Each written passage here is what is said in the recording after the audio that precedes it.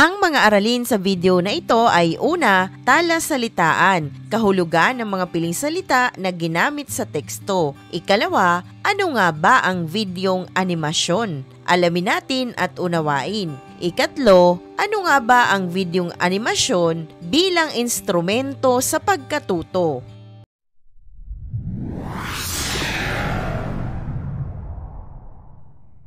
Dumako na tayo sa ating talasalitaan. Unawain natin ang kahulugan ng mga piling salita na ginamit sa teksto. Unang bilang, folkloriko. Tumutukoy sa folkloric o may kaugnayan sa folklore, mga kwentong bayan, alamat, kasabihan, awitin at paniniwala ng isang pamayanan. Ikalawa, tumatalakay, nagpapaliwanag, nagbibigay linaw o sumusuri sa isang paksa o issue. Ikatlo, nakikipagsapalaran, sumusubok ng kapalaran o gumagawa ng mapanganib ngunit kapaki-pakinabang na hakbang. Ikaapat, inilunsad, opisyal na ipinakilala o sinimula ng isang proyekto, programa o gawain.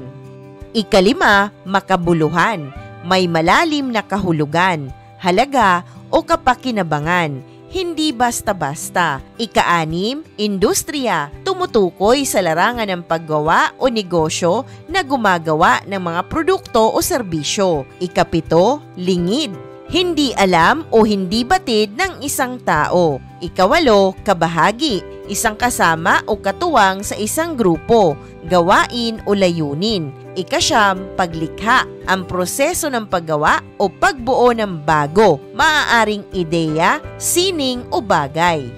Ika-sampo, pagsulpot, bigla ang paglitaw o paglabas ng isang bagay o pangyayari. Ika-labing-isa, napupukaw, nagigising o nagkakaroon ng interes, damdamin o atensyon sa isang bagay.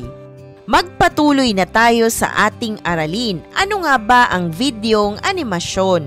Ang videong animasyon ay ang paggamit ng video na may kasamang ilustrasyon o drawing na pinagagalaw ng computer-generated effects upang maiparating ang kwento o paksang nais talakayin. Marami ng Pilipino ang nakilala sa industriyang ito na higit na maunlad sa ibang bansa. Magastos ang paggawa ng pelikulang animasyon sa Pilipinas, kaya hindi pa ganoon karami ang nagagawa dito. Ganoon pa man, unti-unting umuunlad na rin sa Pilipinas ang sining ng paggawa ng animasyon kasabay na rin ang pag-unlad ng teknolohiya.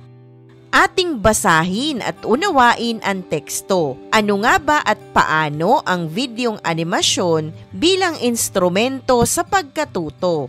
Sa kasalukuyan ay lingid sa kaalaman ng mga kabataan na ang mga pelikulang animasyon na pinanunood nila ay may mga Pilipinong animators na kasama at bahagi sa paglikha. Ilan sa kanila ay nagtatrabaho sa Pixar, Disney, Warner Digital Studios at iba pang kilalang kumpanya sa mundo. Isa sa pinakakilala ay si Nelson Bohol na naging bahagi ng pelikulang Finding Nemo, Cars, Inside Out, Monster University, Brave, Wall-E at Ratatouille.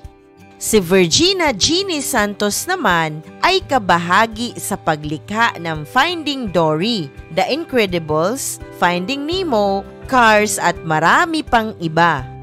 Isa pa sa mga animators ay si Armand Serrano na bahagi naman ng pelikulang Big Hero 6, Brother Bear, and Lilo and Stitch. Bahagi naman ng Walt Disney bilang story artist si Josie Trinidad at kasama sa pagbubuo ng pelikulang Zootopia, Wreck-It Ralph, Tangled at The Princess and the Frog. Isa pa sa Pilipinong animator ay si Avid Leonggoren na kasama sa paglikha ng pelikulang Saving Sally at Hayop Ka, You Animal, na unang pelikulang animasyon na nakalahok sa Annecy Festival sa France at unang Pilipinong animasyon na binili ng Netflix. Samantala, ang animator na si Joe Mateo ay story artist sa pelikulang Bolt, Tangled, Zootopia at Wreck-It Ralph.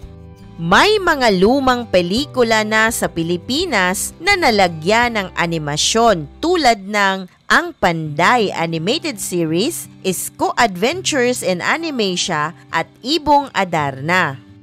Ang Dayo sa Mundo ng Elementalia, RPG Metanoia at Orduha, ngunit lubhang magastos ang paglikha ng mga animated films noon. Sa pagsulpot ng mga bagong teknolohiya, ay umuunlad na rin ang video animation sa Pilipinas.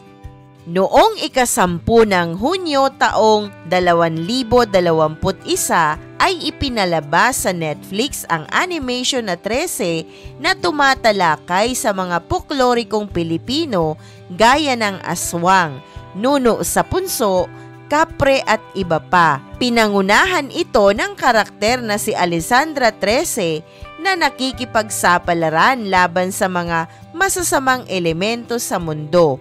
Ang mga nasa likod nito ay ang mga Pilipinong sina Budget Tan and Kadyo Baldissimo.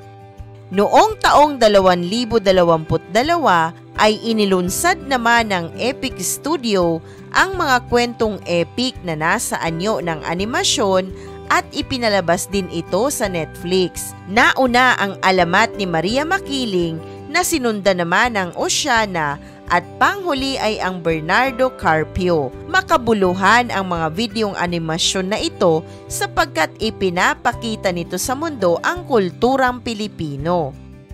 Bilang instrumento sa pagkatuto, ang mga videong animasyon ay nakapupukaw ng interes ng mga mag-aaral at nalilinang ang mga makrong kasanayan na panunood at pakikinig.